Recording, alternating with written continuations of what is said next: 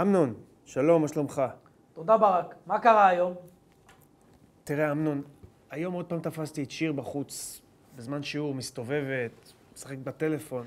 הכנסתי אותה לשיעור והבטיחה לי שזה לא יקרה שוב, אבל אחר כך המנהלת שוב תפסה אותה משוטטת במסדרון. היא ביקשה ממנה להיכנס לכיתה, אבל שיר לא עשתה את זה. אתה מבין שיש לנו בעיה, כן? הבנתי, אז מה אני אמור לעשות? תטפלו בזה אתם. זה בדיוק מה שאנחנו מתכוונים לעשות. המנהלת ביקשה ממני להודיע לך ששיר מושעת מבית הספר ליומיים הקרובים. ככה אתם פותרים את זה. במקום להעניש אותה אתם נותנים לה פרס? זה ממש לא פרס. זה אומר שאם היא לא יכולה לעמוד בדרישות של בית הספר, היא צריכה להישאר בבית. אני מבין. אז במקום שתיקחו אותה ביד מכיתה לכיתה, אתם שולחים אותה הביתה לראות טלוויזיה כל היום, ככה אתם פותרים את זה?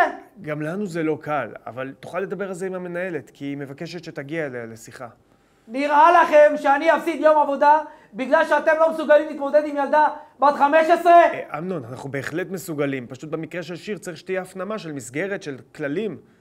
ואם אני אבוא, אז תהיה הפנמה למי? לי? תגיד לגברת מנהלת שאני לא מתכוון להפסיד יום עבודה בגלל שאתם לא מסוגלים לבצע את העבודה שלכם, אוקיי? אמנון, אני מבין שאתה עסוק, אני מבין את זה. אבל שיר לא לומדת. היא נכשלת בכל המקצועות, ואם היא לא תתחיל להיכנס לכיתה, אני לא רואה איך זה הולך להשתנות. זה לא משהו שצוות בית הספר יכול או צריך להתמודד לבד, בלי שיתוף פעולה מלא של ההורים.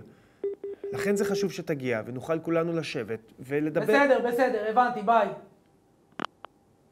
לדבר. המנהלת שולחת אותי לדבר